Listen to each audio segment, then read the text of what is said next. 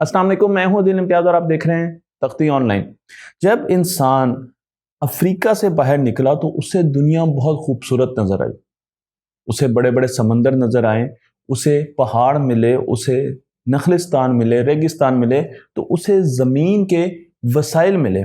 उसे ज़मीन बहुत ज़्यादा खूबसूरत नजर आई। आज इंसान ज़मीन से बाहर निकलने की कोशिश कर रहा है। हमें स्पेस बज़ाहिर बहुत खूबसूरत नज़र आती है। आप स्पेस की जब तस्वीर देखते हैं तो एक मरतबा इंसान का दिमाग दंग रह जाता है कि कितनी ज़्यादा खूबसूरती है इस स्पेस में, रंगों की बौछार। लेकिन यह स्पेस ख़तरनाक भी बहुत है। स्पेस में बहुत सी ऐसी रेडिएशंस हैं जो कि इंसान की जेनेटिक्स को बदल सकती हैं। मैं आपको ये भी बता दूं कि स्पेस में ग्रेविटेशनल वेरिएशन की वजह से भी हमें बहुत से मसाइल आ सकते हैं। और स्पेस में ऐसी गैसेस भी हैं जो कि जहरीली साबित हो सकती हैं, और कई जगह तो ऐसी हैं जहां पर गैस मौजूद ही नहीं है। गोया के खूबसूरत नज़र आने वाली इस स्पेस की तरफ अगर हमने जाना है तो हमें एहतियाती तदाबीर ज़रूर कर लेनी चाहिए। मैं आपको लेकर चलता हूं अमेरिका के मिशन, लूनर मिशन आर्टेमिस 1 की तरफ। हम चांद पर जाना चाह रहे हैं और उसकी कई वजूहात हैं। उसकी पहली वजह यह है कि हम देखना चाहते हैं, हम क्यूरोसिटी की वजह से चांद पर जाना चाहते हैं कि चांद पर क्या चीज़ें हमें मिलेंगी, कितना डाटा नज़र आएगा, और उसके साथ साथ हमें वहाँ पर क्या रिसोर्सेज मिलेंगे। चांद पर कुछ रिसोर्सेज ऐसे हैं जो कि ज़मीन पर मौजूद ही नहीं है। फिर हम टेक्नोलॉजी भी डेवलप करेंगे क्योंकि हमें वहाँ पर माइक्रो ग्रेविटी में टेक्नोलॉजी बनाने का मौका मिलेगा और उसके ज़रिए हम डीप स्पेस की तरफ जा सकते हैं। ज़मीन पर technology, micro gravity based technology, ये स्पेस में ट्रेवल करने की जो टेक्नोलॉजी है उसे बनाना बहुत ज़्यादा मुश्किल होता है क्योंकि यहाँ पर ग्रेविटी बहुत ज़्यादा होती है। स्पेस में जाने से मुराद ये है कि हम 2033 के करीब मार्स पर जाना चाहते हैं। इंसान कदम रखना चाहता है मार्स पर, और 2024 में आर्टेमिस 2 मिशन के तहत इंसान चांद पर जाएगा। आर्टेमिस 1 मिशन में जो स्पेसक्राफ्ट हमने चांद की तरफ भेजा उसे ओरियन कहा जाता है, ओरियन। और ओरियन 1 26 दिनों तक स्पेस में रहा और उसके बाद चांद के गिर्द चक्कर लगाकर वापस आ गया। इसे कैनेडी स्पेस सेंटर फ्लोरिडा से लॉन्च किया गया था, और इसके मुकाबले में चाइना ऑलरेडी रोवर्स चांद पर भेज चुका है जो कि चांद की दूसरी साइड पर, जिसे फार साइड कहते हैं, वहां पर अब भी मौजूद हैं। ये रोवर 2019 में भेजे गए और चाइना ने जो रॉकेट इस्तेमाल किया है उसे लॉन्ग मार्च 9 कहा जाता है। चाइना इसी रॉकेट की मदद से 2030 के करीब चांद पर बेस स्टैब्लिश करेगा, स्पेस बेस बनाएगा। इसीलिए अमेरिका भी इस रेस में आगे आगे है और उसके साथ रूस भी चाइना के साथ मिलकर चांद पर स्पेस स्टेशन बनाना चाहता है। मैं आपको ये बता दूं कि अमेरिका जो रॉकेट्स की सीरीज इस्तेमाल कर रहा है उसे SLS कहते हैं, और यहाँ पर आप चाइना का रॉकेट भी देख सकते हैं लॉन्ग मार्च 9, और आप SLS की ब्लॉक सीरीज भी देख सकते हैं जो कि चांद पर जाएंगे और अभी भी चांद से होकर आए हैं। ये रॉकेट तो ज़मीन तक ही महदूद रह जाते हैं लेकिन इनके मिशन चांद तक जाते हैं। हमने चांद पर जाना है और चांद पर ओरियन स्पेसक्राफ्ट किस तरफ से जाएगा इसकी अहमियत बहुत ज़्यादा है, क्योंकि चांद ज़मीन के साथ आप देखें टाइडली लॉक है। चांद आहिस्ता आहिस्ता मूव कर रहा है और हमने चांद पर 8 का हिस्सा बनाते हुए जाना है। मैं आपको यहाँ पर तस्वीर में भी दिखा रहा हूँ। तो हम पहले ज़मीन के गिर्द भी चक्कर लगाएंगे और फिर 8 या इन्फिनिटी को बनाते हुए, उस शक्ल को बनाते हुए हम चांद की तरफ जाएंगे। चांद पर दो तरफ से स्पेसक्राफ्ट अप्रोच कर सकता है। एक जिस तरफ से चांद आ रहा है, यानी चांद स्पेसक्राफ्ट की तरफ आ रहा है उस तरफ से, आगे की तरफ से, और एक हम पीछे की तरफ से कर सकते हैं, यानी स्पेसक्राफ्ट चांद को अप्रोच करने की कोशिश कर रहा है लेकिन चांद आगे की तरफ जा रहा है। जब इस पर रिसर्च की गई और देखा गया कि किस में फ्यूल कम से कम इस्तेमाल होगा और किस रूट में हम ज़्यादा से ज़्यादा चांद की ग्रेविटी का इस्तेमाल करके अपने स्पेसक्राफ्ट को उसके गिर्द घुमा सकते हैं, तो हमें पता चला कि हमें चांद को आगे से अप्रोच करना पड़ेगा। इसे रेट्रोग्रेड ऑर्बिट कहते हैं। तो हमें रेट्रोग्रेड ऑर्बिट में जाना पड़ेगा और फिर हमें चांद के गिर्द चक्कर लगाने पड़ेंगे, और इसके लिए रूट का तयन कर लिया गया।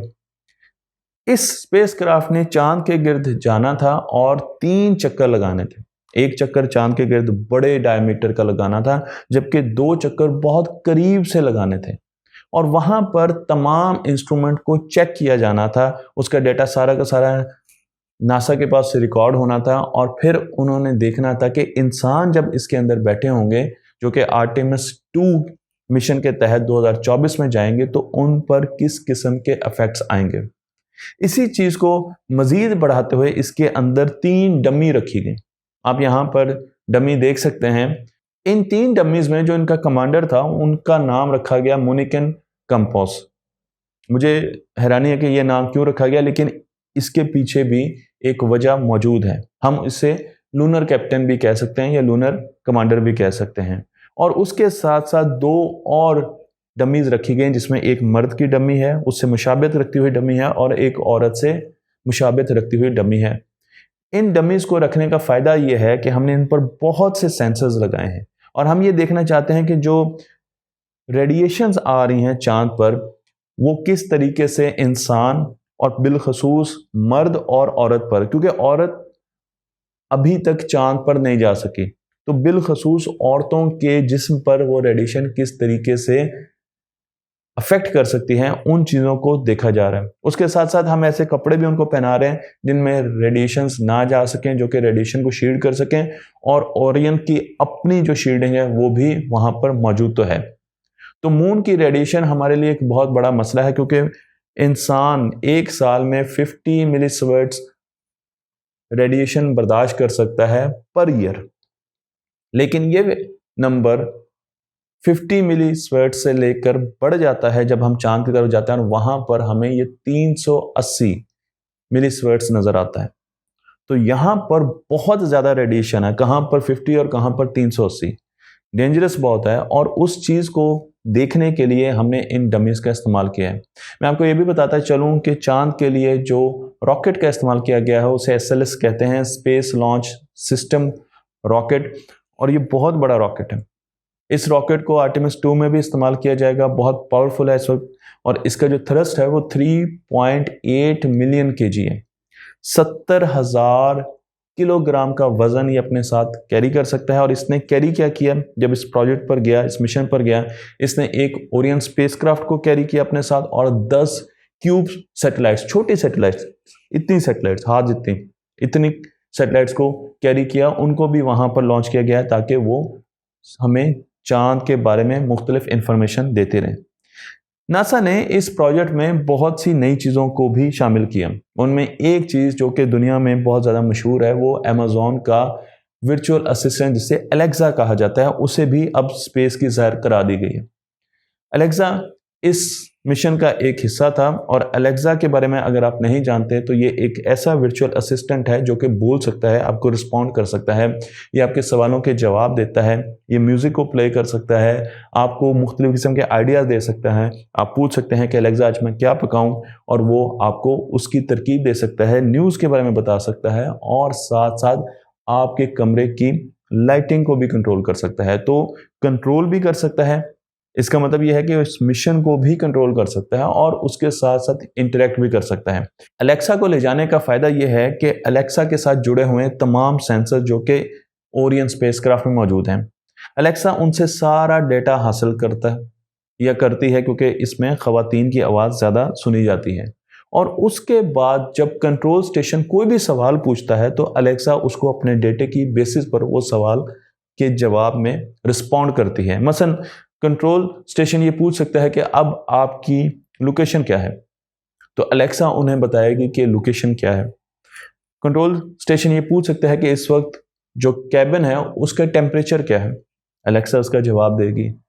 कंट्रोल स्टेशन ये पूछ सकता है कि क्या हमारे स्पेस क्राफ्ट को कोई डैमेज पहुंचा है, कोई सेंसर है जो काम नहीं कर रहा, या कोई चीज़ ऐसी है, कोई छोटी मोटी रॉक जो आगे हिट की है, तो अलेक्सा उसके बारे में भी उनको इंफॉर्मेशन देगी। अलेक्सा को स्पेस मिशंस में लाने का एक ख़ास मकसद है, और वो मकसद ये है कि Alexa AI based voice platform है।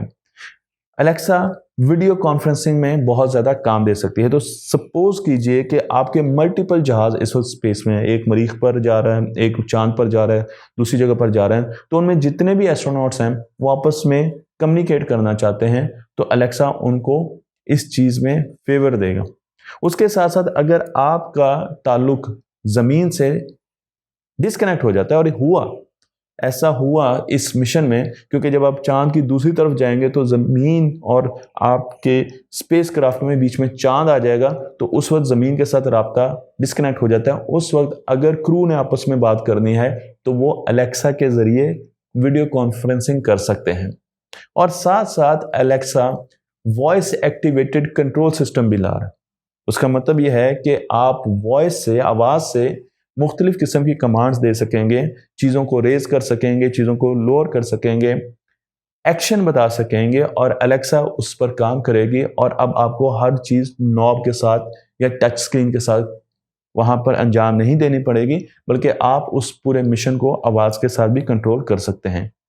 इसके साथ साथ ओरियन 1 चांद के गिर्द कितने चक्कर लगा सका और उससे क्या मुश्किलात आई, ऐसी चीज़ें जो शायद नासा ने भी प्लान नहीं की थी, और उनसे हम बाहर कैसे निकले, ओरियन वापस कैसे आया, ये सारी चीज़ें हम दूसरे हिस्से में जानने की कोशिश करेंगे इसी वीडियो सीरीज़ की। मुझे उम्मीद है कि ये वीडियो आपको पसंद आई होगी। तख्ती ऑनलाइन को लाइक कीजिए, शेयर कीजिए और इस इल्म को दूसरों तक पहुँचाते रहिए।